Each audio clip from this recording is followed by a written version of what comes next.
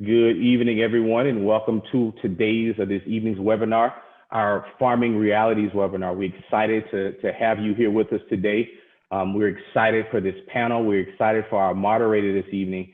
The goal of this panel this evening is to provide new and beginning farmers information for folks that may be interested in engaging in farming. And so we have some great folks here that have some wonderful experience as new and beginning farmers, and we hope that the information they share can benefit you in starting your own farming practices. And with that being said, I will turn it over to our moderator for the evening, Margie. Thanks, Marcus. Yeah, I just want to echo, we're so excited that so many people wanted to be part of this panel. And we're really excited to get some of their experiences to y'all. There's been a huge uptick in interest around farming, and with that comes this responsibility to tell real stories of farmers and how they're adapting and what their businesses are like. So thank you so much for being here and listening to a little bit of what they have to share. I'm Margie Green. I work at Sprout Nola, and Sprout is a farmer and gardener technical assistance and training organization. We are partners in the Grow Louisiana program with LSU, Crescent City Farmers Market, Grow Acadiana, whole host of other wonderful organizations. So I'm gonna introduce our panelists tonight. We've got people from all over the state and then also in our food shed over in Mississippi. And I guess I'll call on you guys. So a little bit of housekeeping, because we are on a computer instead of in real life. I think I'll probably be a little bit more teacher mode and call your names, which might feel clunky, but I think it'll help us from talking over each other a little bit. So yeah, I guess without further ado, I'm going to go over to my left and ask Alisha, will you introduce yourself? Sure. I'm Alisha Delahoussaye, and I have a farm in Sunset, Louisiana. We recently moved to this property about a year ago, and I'm farming on about a 1/4 acre, generally by myself with some part-time help. And I'm primarily producing cut flowers and some vegetables, selling at farmers market and through a bouquet subscription service into some local florists.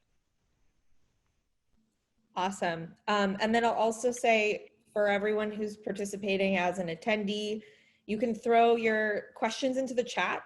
We might not have time to do any of those extra questions at the end, but I will share them with all of our panelists. And if someone's compelled to answer something, we can send out emails afterwards. So I'm going to throw it to Allison. Allison, will you introduce yourself? Yeah, thanks, Margie. My name is Allison Guidroz. My husband and I have a farm. It's called Fullness Farm in Baton Rouge, Louisiana. We started in 2015 with our farm. Before that, we were interns on farms. And I just finished getting my master's degree at LSU in horticulture, looking at the soil on our farm. So if anybody wants to nerd out on soil, happy to talk about that. And yeah, I'm happy to be here. This is a really exciting program. So thanks for inviting me. Awesome. Thank you so much for being here. And then I'm going to ask Jonathan, will you introduce yourself? Yeah, I'm Jonathan Pekarsik, and my wife and I, Sevena, we run Amorphous Gardens, which is a no-spray farm. We've been operating since 2010. We're outside of Jackson, Mississippi. We sell in New Orleans, Jackson, and around the communities where we live. We sell vegetables and cut flowers. Awesome. And then last but certainly not least, Tom, will you introduce yourself?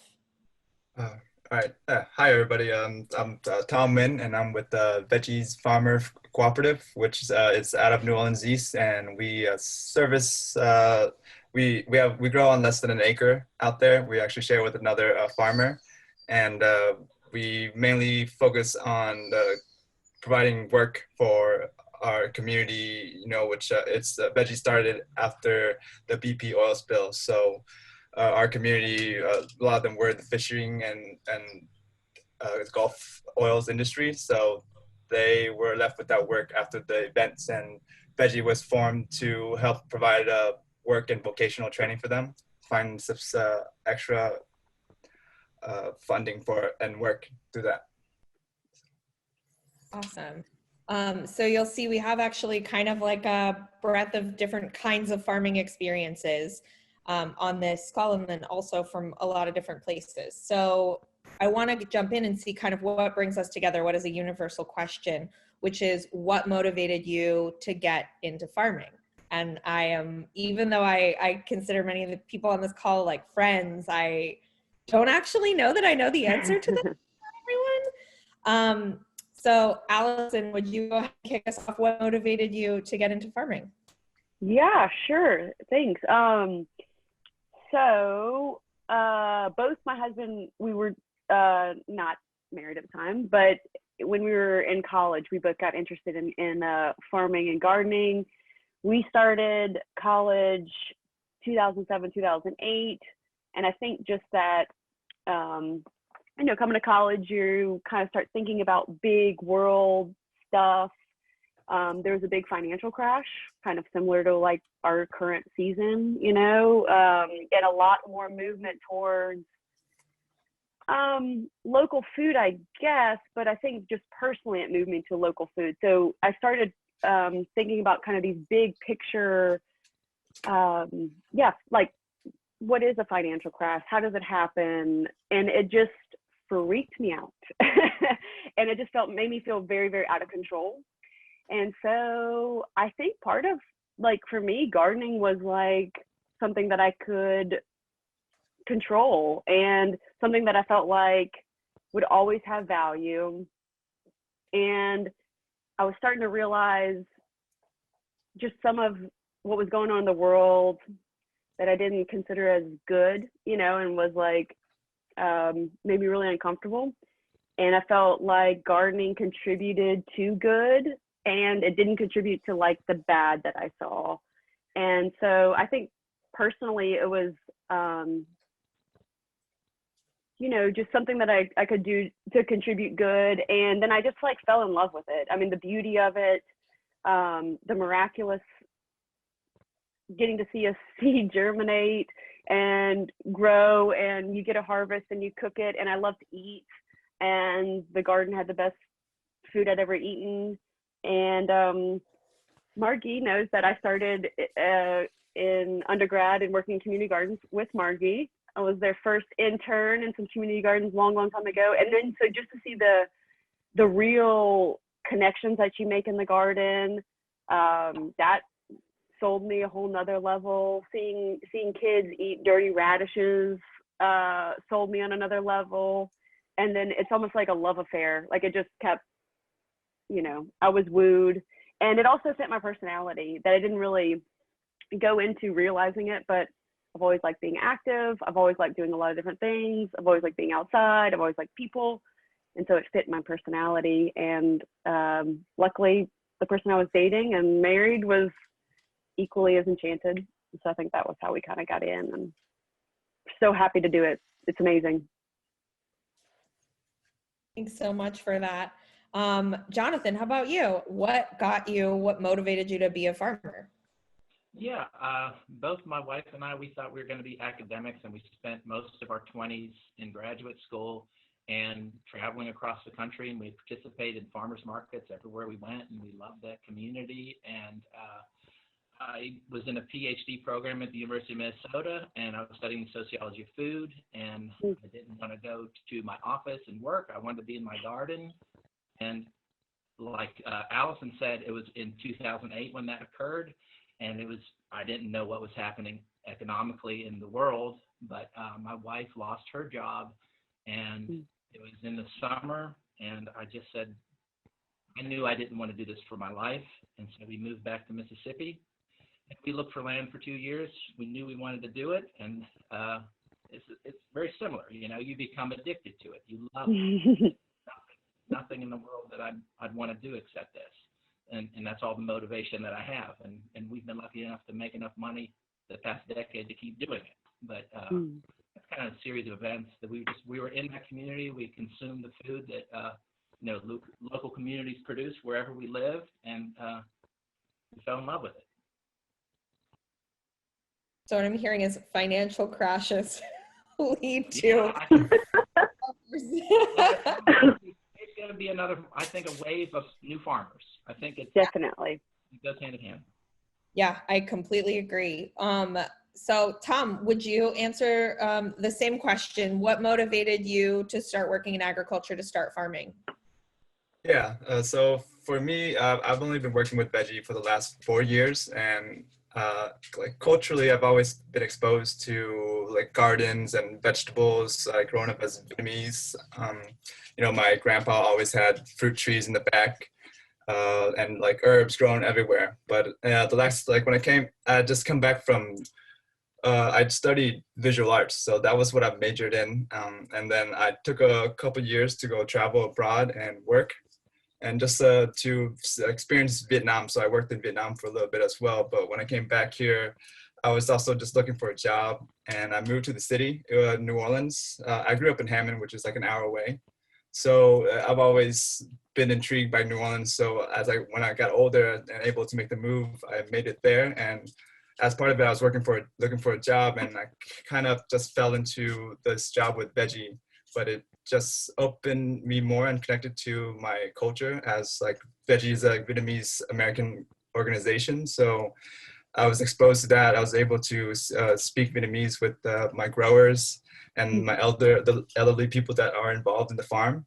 So it's just, I saw that what they were working and like who they were supporting. So I just really wanted to continue to be involved, but also I just also wanted to grow my own food, seeing how where that food processes come from. It just made me want to be able to learn more about it and continue to grow. So that's like what I've been doing the last 4 years, working with VEGGI, trying to expand that throughout New Orleans. So. Thanks so much for sharing that. And Alisha, I think you know the question by now. So I'm originally from Baton Rouge, which is it's about an hour and a half from where we're farming now. And not many of you know this, but I actually went away to college in Arkansas for a couple of years. And I was studying philosophy and like getting prereqs to go to law school, and did that for about 2 years, and kind of started working in a community garden there that we had started, and decided to transfer back to LSU in Baton Rouge and completely switched gears into the horticulture program. Took my first gardening class that fall, and just kind of flew from there. And graduated in environmental horticulture from LSU. But the beginning of my life, like my childhood, is really where all those roots started growing, because my dad worked for a farm supply when I was a kid. And so I was like visiting people's farms like as a small child, and like seeing all these different systems and ways of growing, and seeing people raising livestock on small and big scale. Like we always had a garden when I was growing up. My aunts were like really great growers, and I kind of got away from all that in high school, and found my way back to it in college. But I was trying to figure out how I was going to make a living, like, and what I wanted my life to look like. And I found out very quickly that I did not like being inside. I make this joke all the time that I'm like a plant. Like I need to photosynthesize. I need to be outside. I need to be like digging around, and just the changes that happen over time on a farm, they happen by the minute, so there's always a challenge. There's always something interesting happening to look at or to discover or to figure out. And all those things combined, I was like very enthralled with the lifestyle and the ability to like create food and create community and all of that within the thing that I was proud to like do every day, and be able to like make a living for myself at the same time. So what really sealed the deal was meeting my husband at a farming conference. And that was years ago now. And the joke is that he was so enthralled with me, it was like love at first sight, and I didn't know who the hell he was. Until several months later when he came to the farmer's market and asked me on a date. But, that like kind of sealed the deal for us to start our own farm. So, yeah. I kind of went off topic, but I kind of tied back into it's a financially driven decision and a lifestyle decision. And I mean, it's not an easy choice to make. And people really think that it is just a lovely place to frolic and have a wonderful life, and it takes making a decision to do it, and it's not an easy one. So yeah, I think that really artfully pulls us into the next question. And also I think over years of talking to farmers about this exact question, one of the things that constantly comes up that I think we're all talking around is like, you're not going to thrive farming if you could thrive doing anything else. Like it has to kind of like be a part of you, because it like those relationships, there's the up and the down, right?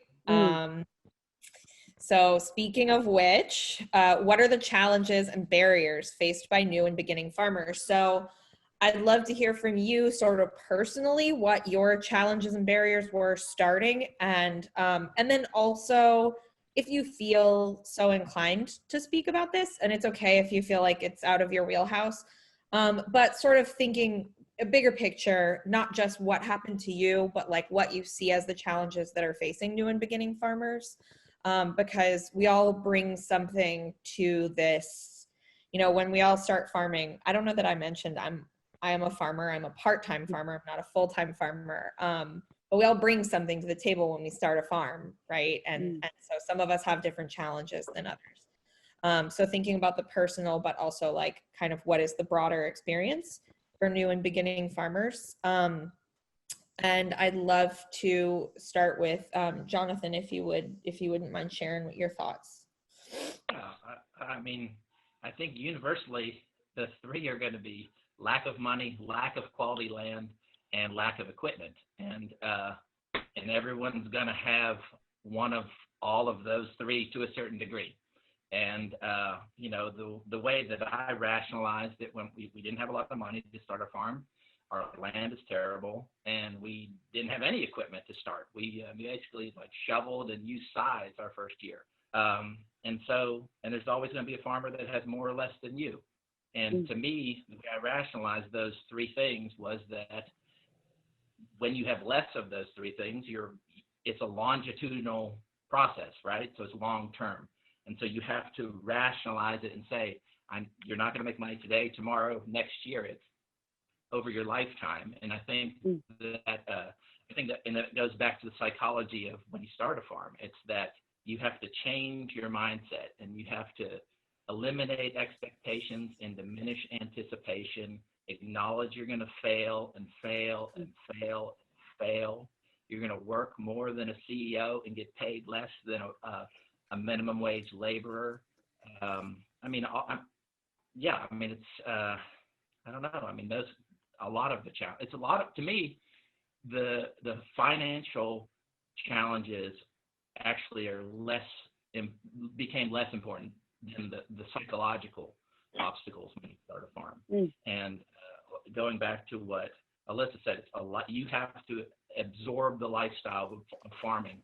And if you weren't in a farm family, yes, I grew up with a family that gardened and lived in the country, but that's not farming. And you have to change your life if you're going to farm for a living. And you have to just absorb that. The other thing I'd say, other than like psychologically, like letting your ego go, is I think the biggest thing that I learned very quickly was you have to be very cognizant and perceptive of markets, whether that's global markets or local markets, and understand what's happening within them. And then basically become a niche finder, whether that's based on quality, price, or what type of variety of food that you grow. And just really watch markets.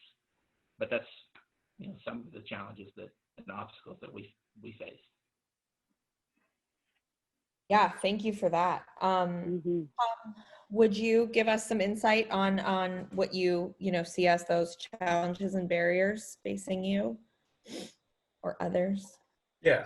So for me, I actually, when I made the decision to focus more on farming and choosing that path to go down and develop, I had struggles with my mom, my parents saying like, you went to school for something else, so I don't think it's like that a good choice for you to do this. But I kind of put it in my mind to want to like just prove her wrong a little bit, but just to show her that I can make some money, I can make money off of farming, I can make a living to where that I'm it's like decent.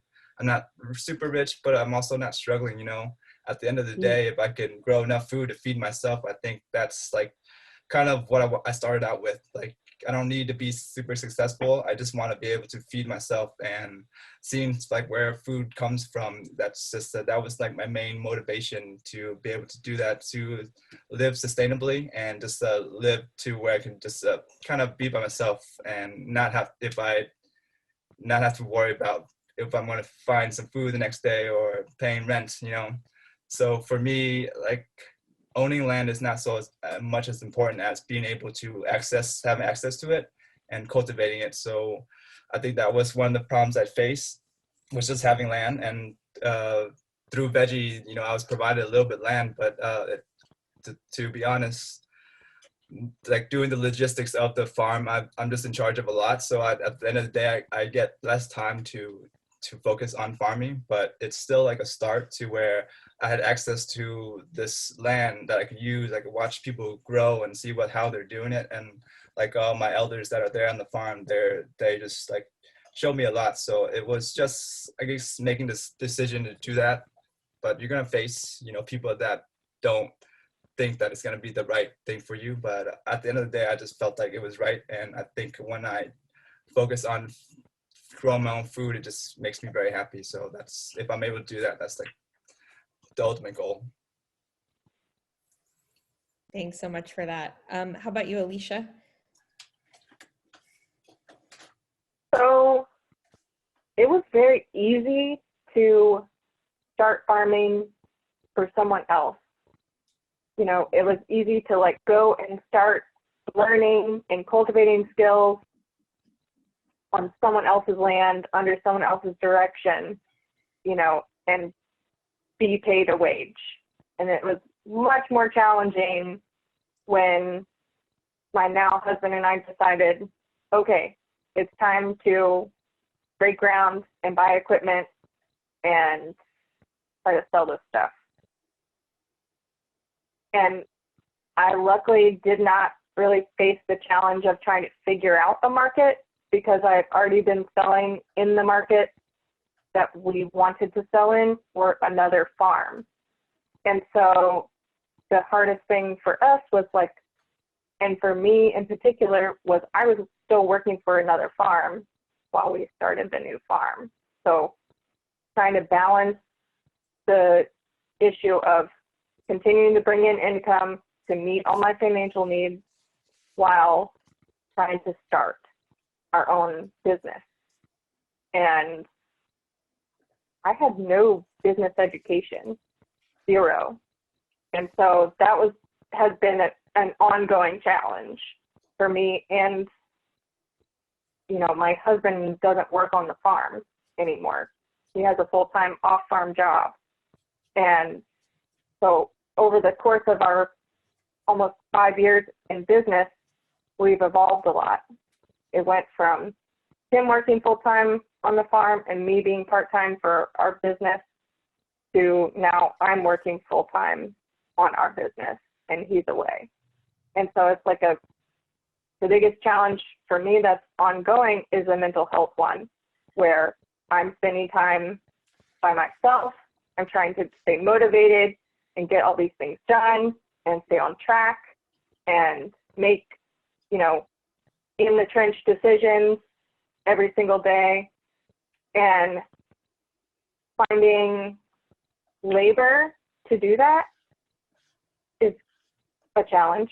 I mean, I have someone that's helping me part-time, and that makes all those other things run a little more smoothly. But then, you know, I'm having to manage an employee too. So that's another challenge. It's like, I have had very little management experience in my life. And so that was another new challenge, but I feel like that's just something that comes with being a business owner, and like getting those skills, developing those skills. Just as time goes on, you're like adding each of those new things, and but trying to find like a local mentor farmer was kind of hard, because we primarily focus on growing cut flowers. There's only like one grower in our immediate area that we could rely on for good reference information on crop timing and, you know, variety selection and stuff like that. So that was definitely another one. And I think that that is a barrier that a lot of new farmers face, because if you're not from an area that you've decided to farm in, you don't necessarily know the local landscape. You're not connected to the community in a way that gives you that information. And I feel like that is like the most valuable thing that you can do as a new farmer, is to like be connected to the community that you want to grow in, so that you're not just on an island. And, you know, the saying about that the squeaky wheel gets the grease, well, it's all the time in farming like that, because if you need land, if you need compost, if you need access to equipment, all those things are easily connected through community. So I don't feel like land access was a barrier for us. Finding good land access is difficult. You know, it's taken us 4 years to get to decent land. But it was really great to be able to start building our business and building our skills on land that we didn't have to pay for, you know, in the same way that you do when you have a mortgage, which we do now. So, yeah, that's my 2 cents. That's awesome. And I think you bring up a really amazing point that also I heard, you know, Jonathan say earlier too, which is like, not everyone's going to have like these challenges to some degree. And I think especially in a lot of rural communities, like equipment's not hard to come by if you're from there, and land's not hard to come by if you're from there. And I'm not even saying like for a lot of money, right? Like there are ways that you can make these things happen if you're, you know, embedded in community in rural areas. And so those challenges shift depending on where you are. And certainly if somebody, you know, moves to New Orleans out of nowhere, it's going to be a totally different financial situation for them to find 5 acres near the city than it is for somebody who's in their hometown. And so we definitely, I'm always interested hearing, you know, what people's individual challenges are, because they are so vastly different. Allison, would you share with us your thoughts? Yeah, I think all the points y'all made were great, really good points. And I think, I guess like for a general thing, I would say for new farmers going into it, I think a big challenge, like kind of to Jonathan's point, like you don't necessarily need a lot of land, you don't necessarily need a lot of money, but you do need the know-how. It's knowledge intensive work. And it's like a trade. I think like you should go into market gardening like it's any other trade, like it's a welder, like you're a craftsman or craftswoman, you know, like you're a carpenter or anything like that. And so I just feel so indebted to the people that we worked under. I mean, including you, Marky. You taught me how to garden, and like I mean, you know, you were my first, you know, you really did the first little community garden. But seriously, everybody that took time to teach me, I teach my husband, we did internships, formal internships on farms for at least a year at a time for each one. And to see that full year of production somewhere, I think is really valuable. And yeah, there are all kinds of like individual challenges that you'll face with whatever your situation is as far as getting land or money or whatever. But one thing that Grant and I saw when Grant's my husband, when Grant and I were setting up the farm is that's a whole other skill set, setting up a farm, putting in irrigation, electricity, drainage, which you don't really get trained on farm. But once we got actually down to planting, harvesting, washing and packing, selling at market, it was like, we're good, no stress, basically. And so that's what I would encourage new and beginning farmers is to, if you can, if you're in the life stage where you can go and intern on farms, that's awesome. If you're not, like, make friends with anybody that's growing. Yeah, your community people are some of the biggest resources out there. And so buddy up with someone that you like and is growing anything if you can't do a formal internship. And so anyway, yeah, it's a very knowledge intensive kind of career. Yeah, awesome. Thank you so much for sharing that. And I feel like we have this panel of people who are like deeply passionate about farming.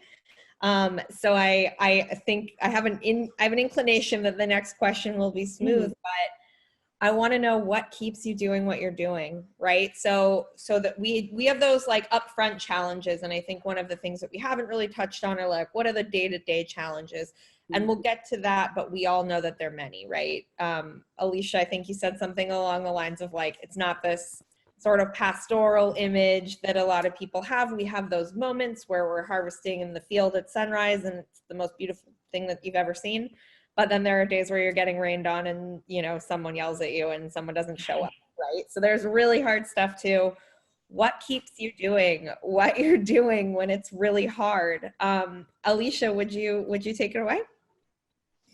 Sure. So this is the one question of the like main panelist questions that I was like thinking the most about because it's so hard to answer concisely. But I think one of the first things that keeps me going is my husband. He is my biggest cheerleader, to be really honest, because literally it doesn't matter what time of day it is. If I call him on the phone or he gets home late from work and I want to talk about farm stuff, he's on it. He is just as passionate as me, maybe more so, honestly. And so he is like the battery for what keeps me like getting a jump start every day. But the other thing that really keeps me going is that every day is different. Every single day is different. There may be a few things that are similar from day to day, but every day is going to bring some kind of new challenge, something that you need to problem solve. And that keeps me interested and focused and moving forward. Because there's always some project in the background that needs to be worked on. There's always, something that needs to be planted, or a new weed has popped up that I need to identify, whatever it might be. But so that's number 2. And number 3 is literally the people, all the people. So everything from market customers, restaurant customers, women that I've done the flowers for their wedding, like sending me pictures like a year later on their anniversary because they're so excited, and you don't get to interact with people in the same way, in such a personal way, in so many other careers and industries. And I feel like that's all super fluffy, but I also really don't mind getting dirty. Like, I love equipment. I love to be on a tractor. I love to be like walking behind my walk behind tractor and like trying to figure out a new tool that we can use for something other than its an intended purpose, So yeah, I love a diesel engine for sure. Amazing. How about you, Tom? What keeps you going? Yeah, for me, I think my end goal is to have my own farm. So right now I'm not there yet. So that's what kind of pushes me to continue working. So that's what I do. I at the moment I commute 3 times a week to my farm. That's like 2 hours driving 3 times a week. It's over 300 some miles, and on top of that, I'm doing deliveries. So I definitely have motivation to work. So because I'm always on the road doing a lot of getting produce from here to there to connecting the farmers. So I think the relationships that I've built with restaurants and with market customers, it's just something that I really enjoy. I never saw myself as somebody really outspoken or talking a lot and being open, but it just kind of came naturally. I think just with talking about passions for food, for plants, and so if I can engage people with those topics, it's just it seems really natural. So it just helps me to continue going. And my end goal is to have my own farm, so that's what I'm working towards. And I'm not there yet, but it's just it's also, I don't feel it as much as work when I get to spend those days to work on myself and the land. At the moment, I don't own the land, but so I'm just my friend has some land that they're letting me use. So I just kind of see it as a blessing, to where that's like one less thing I have to worry about, so I could totally just focus on growing and building up my dreams. So I guess that's what keeps me going every day.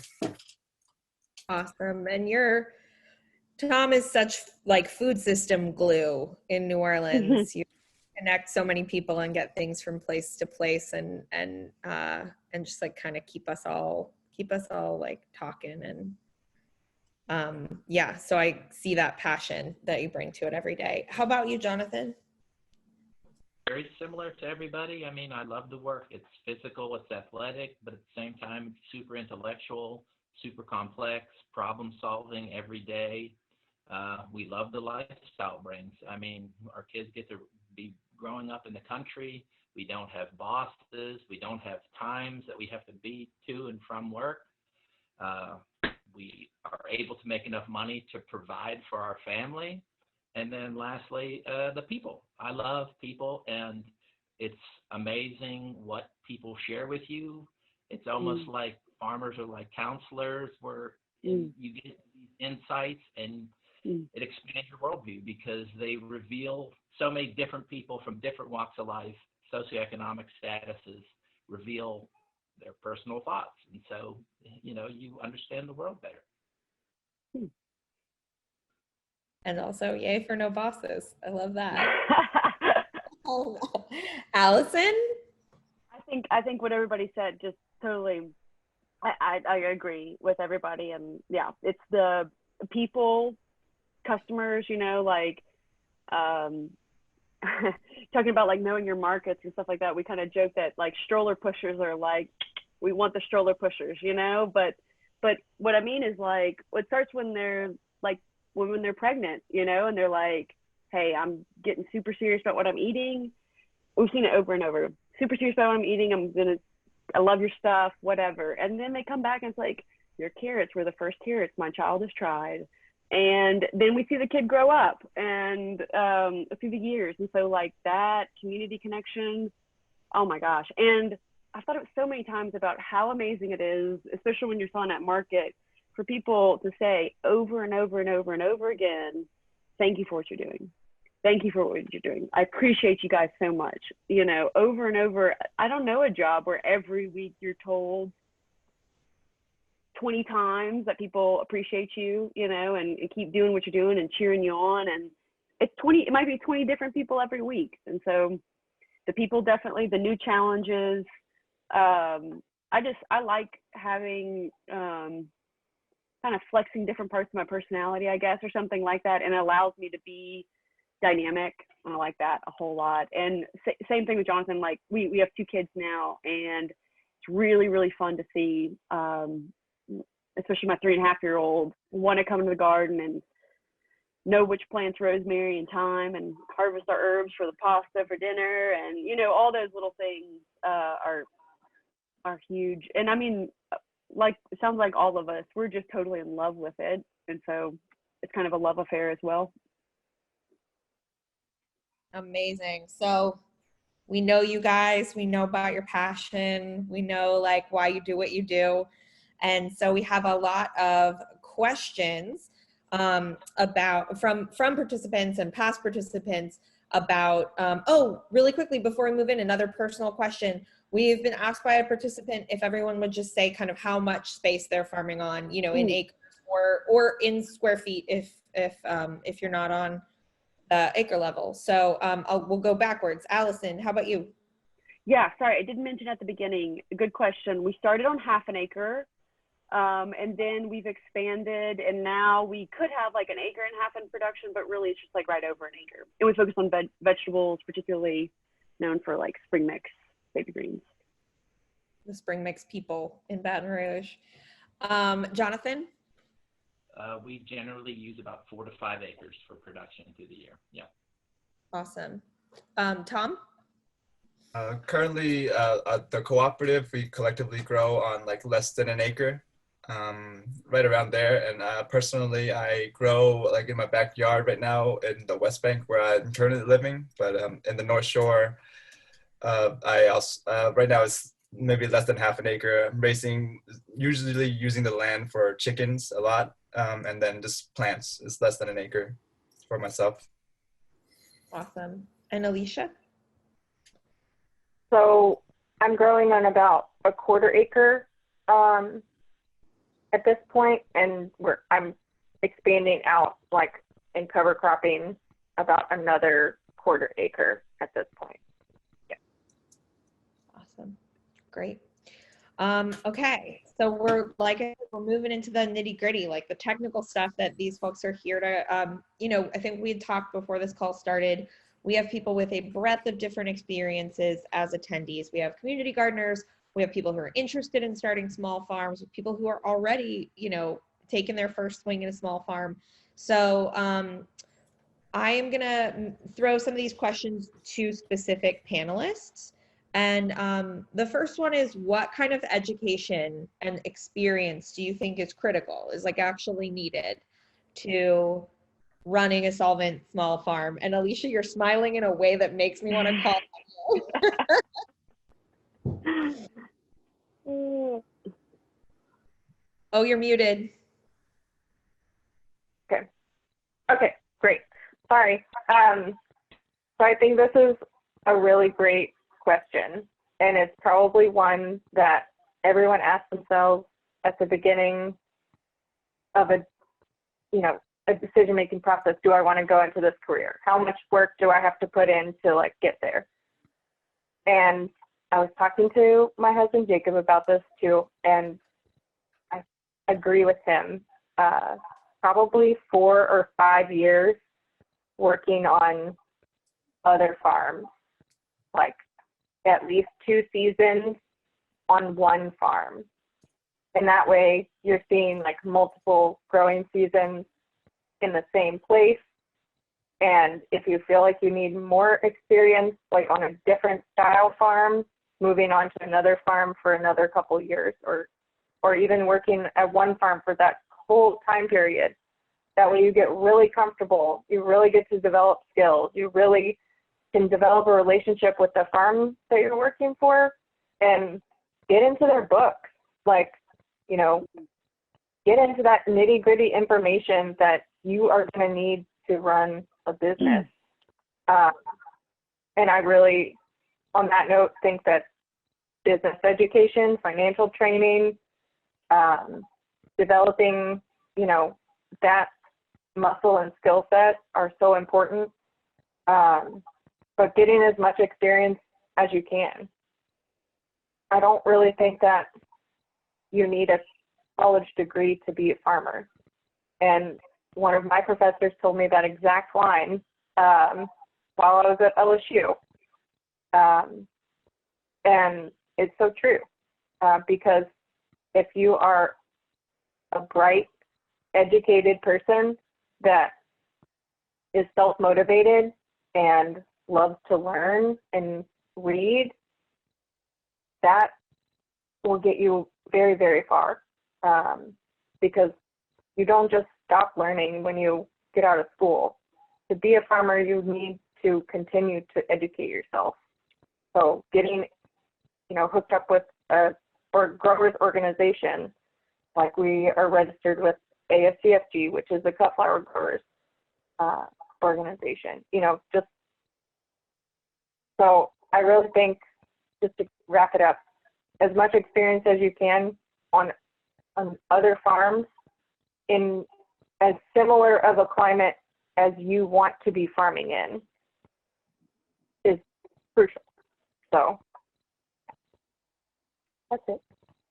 As a person with a degree in farming, I can attest there are other ways to learn. Yeah. So I'm going to give a second for, I'm not going to throw that full question to someone else, but if they heard something that they either want to say, I emphatically agree with that, or I have a different take. Is there anybody? Yeah, Jonathan. I have, I had none of those things. So we've done it. So I'm just speaking to someone who doesn't have any of those options. We had no experience farming in Mississippi. We had no experience farming at all. And we just jumped in. And it was sink or swim.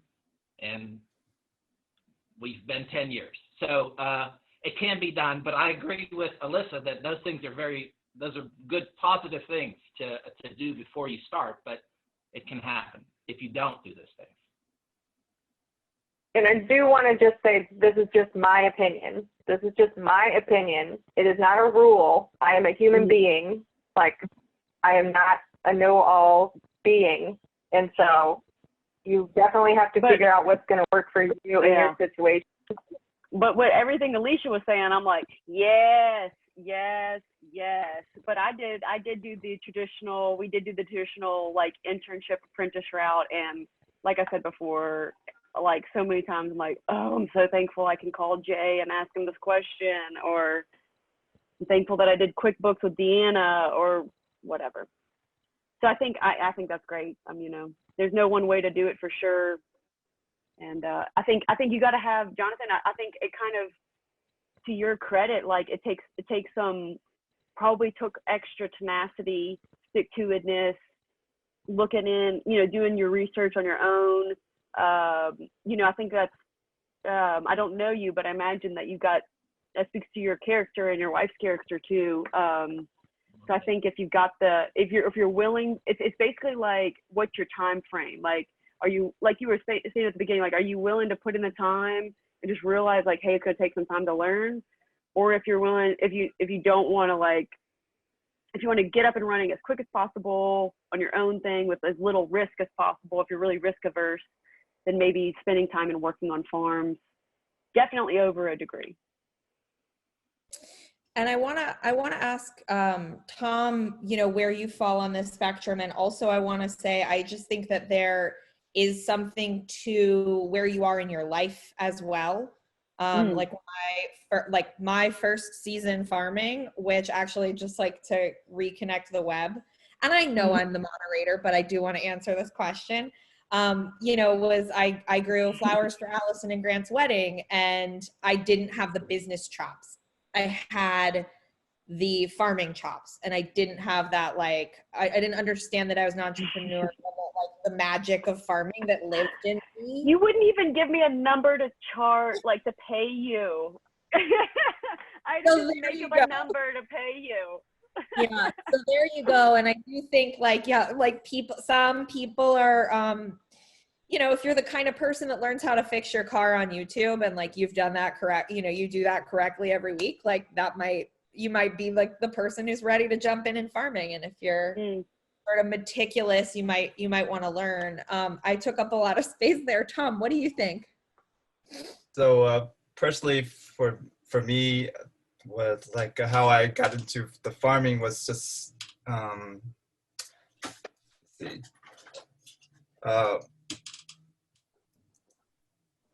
I guess can you repeat the question? I kind of lost track with sorry. Yeah, to be honest. Repeat the question. Yeah. like, so everybody's kind of weighed in on how much experience they feel like someone needs to have before they like start farming full-time as their business.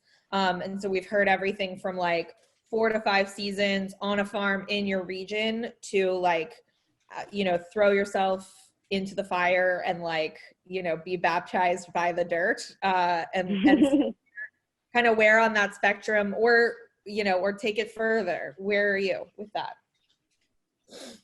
Yes. So, let's see. I think just the motivation to like eat healthy. That's one of the things for me was the getting into for farming, and so how and to be able to work with the community. I think what I was able to do with VEGGI, just like having land to work on, access. So being able to volunteer with them, that's how I started first. And I just kind of wanted to show myself that I could able to learn a different trade from what I was doing before. I worked with multimedia and like just like visuals. So transitioning from farming, just something totally new. I've always had a particular interest in it. So I could remember like way back in science for elementary school, I wanted to work with plants. So I just had these experiments to see what plants would do in different conditions. But during those times for those projects, you only had like a couple of weeks or less than a month. So now that I've had the chance to do it and to farm, to be able to see what long-term it is.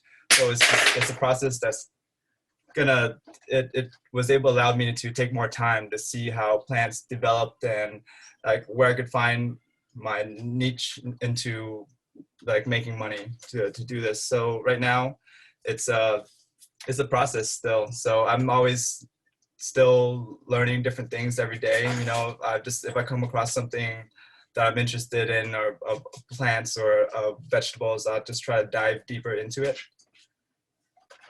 So yeah. Microphone. Okay. We're getting this question a couple times in the chat, and I think I want to address it because I think it is so important, especially where we are in developing new farmers, which is people are asking about internships and apprenticeships. And I'm going to sort of appeal to our farmers to talk about those like real brass tacks of what you need from someone to start that relationship, because we're getting at Sprout, we're getting emails every day about people wanting different types of internships or apprenticeships, all the way from 1 day, 1 time, one Wednesday for 4 hours, to like, I'm ready to move on to a farm and live my life there, but this is what I need to make. And I think this is a really complicated question about labor and about money and about, I think there's just a lot to unpack here about like our time and what it's worth and what we can pay people for it. And it seems to me to be the least illuminated part of the new farmer experience.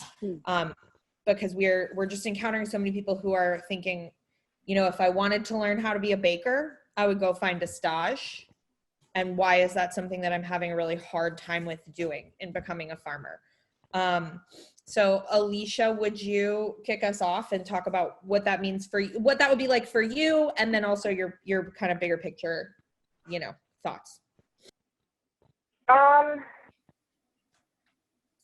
far as my farm is concerned, I really can only afford to have one person part-time right now, because I'm making like heavy investments financially in the farm infrastructure.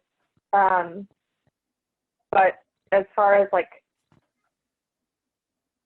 that goes, I mean, she comes like 10 to 20 hours a week, and so it's not a huge investment if you just want to work part-time with a farm, that you want to learn and develop some skills, but you don't have a whole lot of time to commit. If your schedule's a little bit flexible, then you can work it out.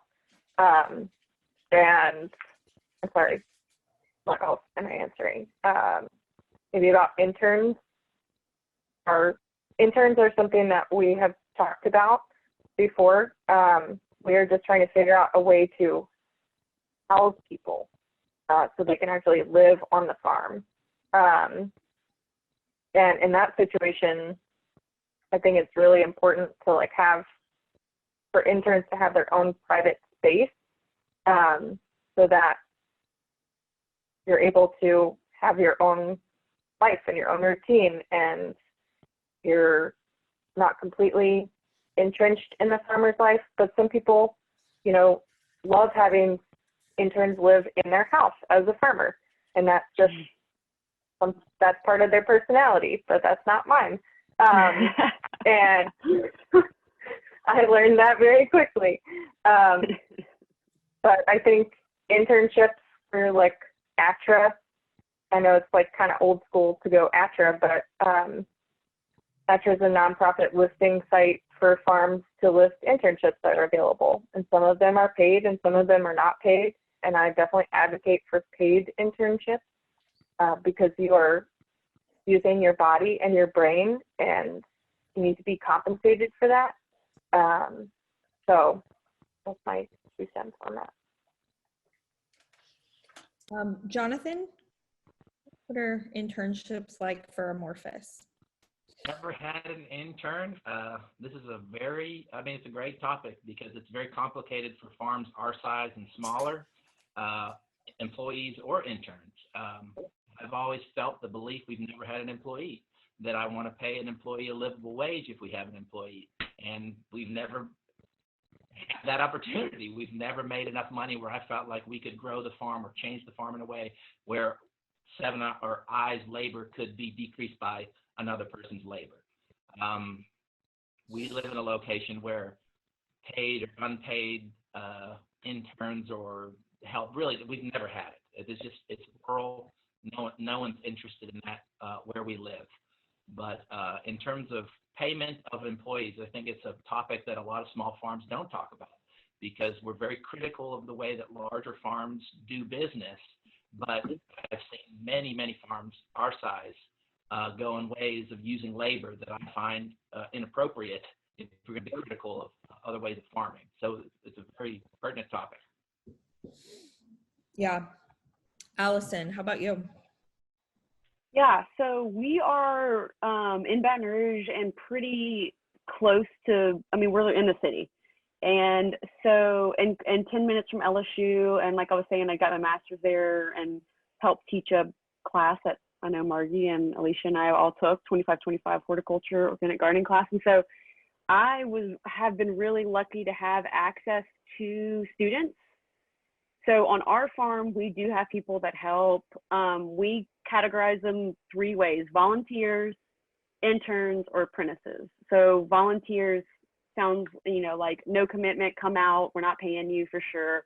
Interns is what we call LSU students that can get class credit. They do an internship on our farm. And so that's been a great partnership for us. We've probably had maybe like over 5, less than 10 interns that have come through and gotten class credit for working on the farm.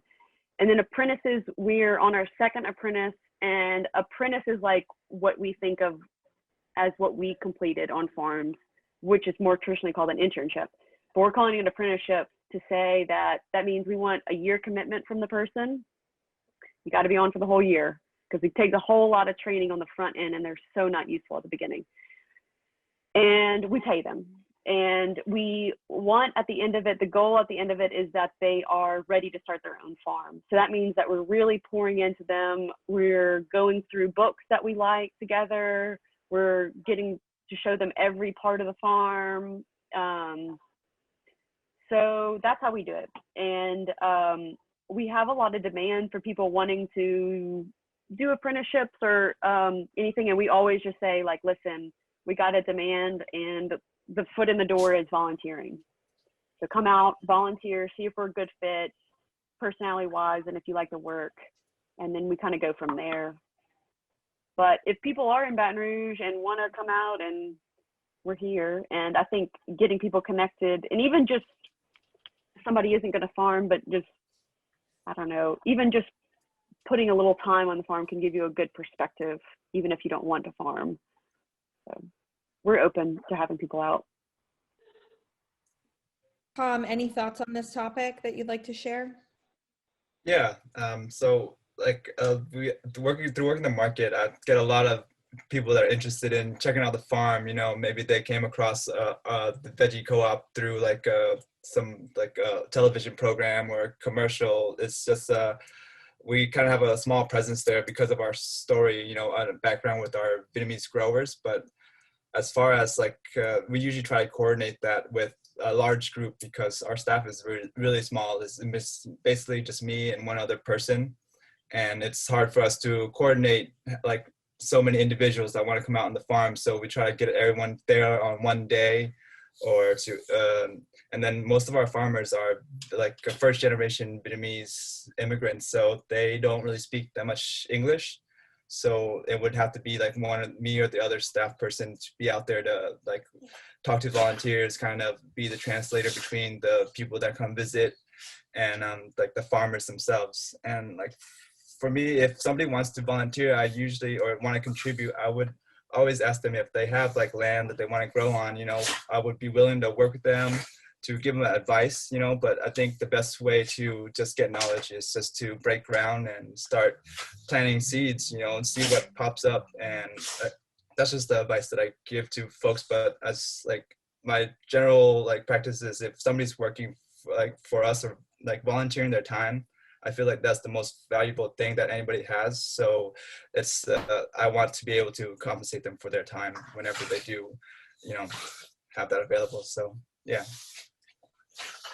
That's awesome. And I think what I'm hearing, and anybody stop me if this is not what you meant to kind of, what the kind of bigger picture is meant to come together as, is that those experiences that are like really committed to being on a farm and learning that farm and getting into its books, those sort of life-changing, like prepare to start your own farm experiences, those are going to be really big commitments, and that farmers generally want, and I'll go out on a limb and say should be paying a wage for those, for that time in your life.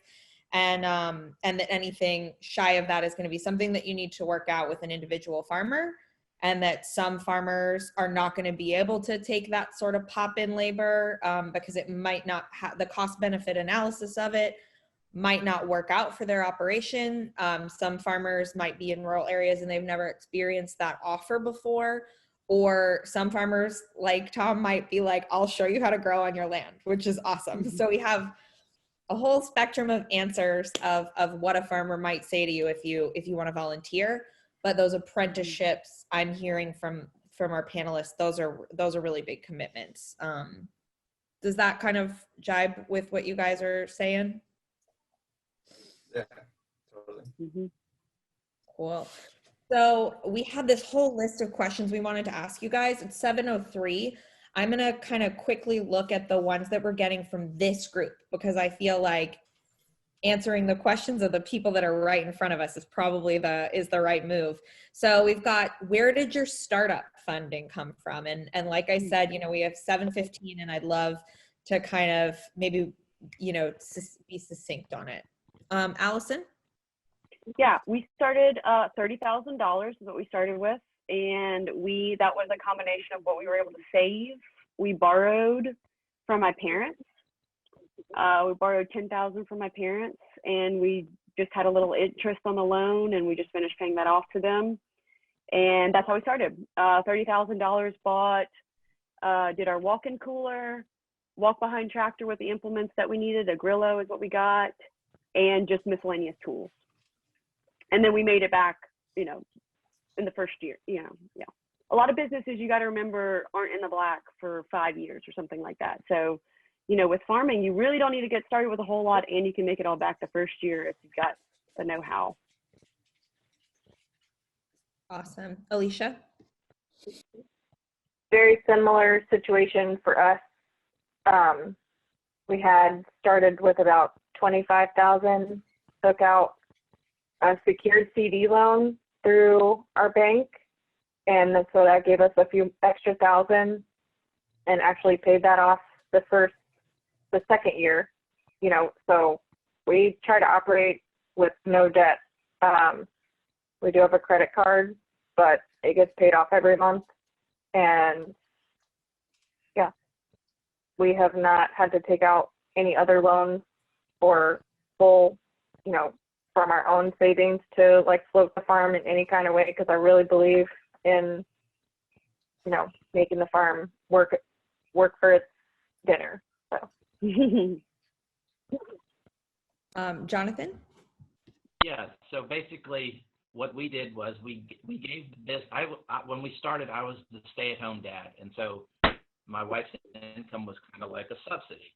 We gave the business $1,000, and then we just accumulated the money from the first 2 years and reinvested it back in the business, and by our third year, our farm was a primary income, and she quit her job. So a little different than the other two, but that's how we started our business. Awesome. And then how about you, Tom? Yeah, so VEGGI like itself, what is when I'm working for the co-op, they started through like disaster relief funding. So that's like I can speak for that. I wasn't there for when it started, but like personally for me, I'm able through work through VEGGI, and I'm working towards building my own farm. So at the moment, what I get through my work with VEGGI is what I'm putting towards towards building my own farm.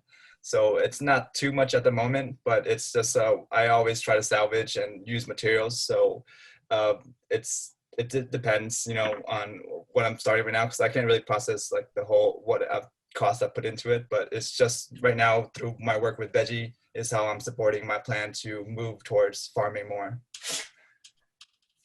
Amazing.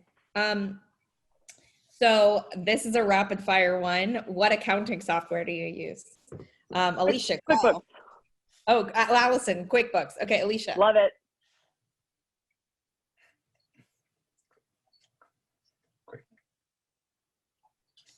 Jonathan, I don't use one. I just use Excel. You use Excel. That's very in keeping. You're a very organized person. You're an incredibly organized person. Okay. How about you? QuickBooks. And then Tom, how about you?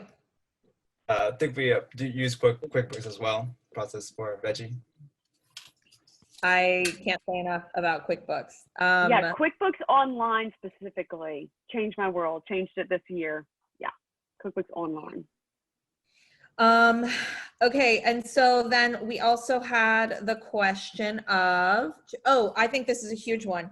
How do you know when to, and I'm going to ask one person to answer this that feels compelled to. How do you know when to transition from part-time farming to full-time farming? Like, what do you think the moment you make that leap is? Anybody feel compelled on that one?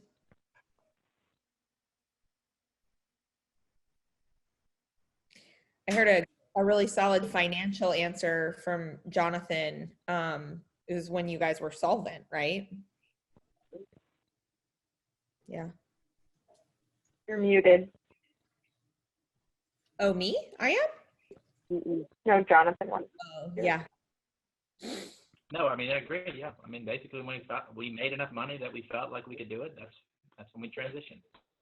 Yeah. That feels kind of like the most succinct answer is like, if you can survive on what you're making and you feel like the system of how you're making it is going to continue, it wasn't just a windfall, then get out there, right? Okay, and then let's just do, I'm like so excited. Okay. Here's one. So somebody asked, can a person realistically make a living in a backyard farm? Ooh, it's a divisive question in the agricultural I think so. Tom says he thinks so. Okay, what defines a backyard garden? How big is that? Yeah, that's true too, you know. And it depends on what's your cost of living. You know, it depends on a lot of things, but I mean, I thought about this, like there is a metric that's kind of going around with this kind of market farming, market gardening, JM40A, those kind of people, where it's like 100,000 an acre. So if that helps, that's kind of the goal that we go for, is try to gross 100,000 an acre at least. And so whatever, if you're on a quarter acre, you'll do 25,000, you know, like that is a goal. Right. And so then walking that back about your cost of living and saying, so if taking in $25,000 a year is enough for you. And that's gross. Yeah. So that's gross for the business, right? So you've got your seed cost, you got costs in that. Yeah. It really depends on your crop selection, I think, is the real, how your crop selection and, you know, how much land is your backyard, you know, because you can make a lot of money on an eighth of an acre of flowers. Like, that's a solid, you know, income right there if you're doing it year round. So it's possible, but it is tight. Yeah. Jonathan, do you have any thoughts on that? No. I don't. I think it's possible if you put, I mean, it's possible. Yeah. I mean, it's possible.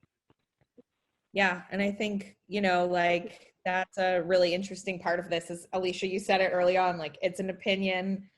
There's somebody out there that can make almost anything happen. So, okay. We have 4 minutes left. I'm looking at like what we could maybe answer in that time.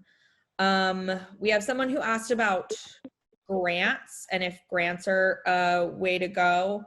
Does anyone want to weigh in about whether or not, like, kind of incorporating grants into your business model, is that zero experience? Yeah, no experience here either. Tom, this is your wheel. Is maybe the veggie wheelhouse, huh?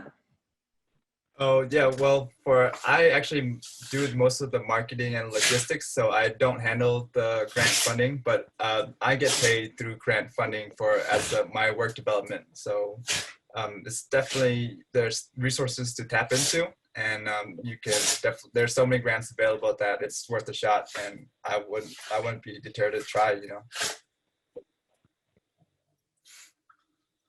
Awesome. So we've got, I think, probably opening up another question is not the move. I do want to say, are there any thoughts that y'all want to leave us with? So farmers, I won't call on you. I'll let the spirit move you. Is there anything that you'd like to say to all of these people, you know, of all ages, of all backgrounds, who are considering engaging with farming? I would say do it. And do whatever you can where you are, and if it's something that you're passionate about, like, don't let there always can be obstacles in your way, and don't let those obstacles stop you if that's what you really want to do. And start small and do a few things well and go from there. Beautiful. Anyone else? Yeah, I think you just also should grow what you want to eat, you know, and take lots of breaks. It's just, you're gonna need it, especially during the hot summer. But as you work with plants more, you kind of start to adopt their rate and rhythm. So you're going with what they need, and you yourself, breaks are necessary, and they'll refuel you. And I just want to say, if you're thinking about farming, you should be continuing to always educate yourself. Like, read as much as you can, like, do as much research as you can, you know, before, during, always, because it's just going to help inform you. And thinking that you're going to get into farming and it's going to be a cakewalk is not realistic. You know, really want to hit that home, because this is hard, you know, and not every single day is hard, but there's always going to be a challenge that would easily crumble someone with less resolve than you. And you just have to be that person that has the resolve to work through it and keep going. And if you have that, then do it. You know, don't wait. So, like Allison said, do what you can where you are, but don't give up. Welcome back, Marcus. Hey, everybody, this has been awesome. Friends. Yeah, good farming friends. Or something I want to say as we close, something Tom and I say, talk about all the time is like farm together. Yeah, always. Certainly. We would like to thank everyone for attending this evening's webinar, and shout out to all of our panelists for providing such great information. Getting into farming and starting in being a startup farmer can be a difficult process. And so we hope that something that the panelists shared tonight has been helpful to some of the attendees. This is the first part of a 3-part webinar series. Our next webinar will be Growing Your Farm Business. That will take place on Tuesday, November 10th at 6 p.m. We'll make sure that we get that registration information out to all of the attendees tonight. We will have another set of great farmers from the area that will be participating in that webinar. And again, thanks everybody for attending, and thank our panelists, and we'll wrap up for the evening.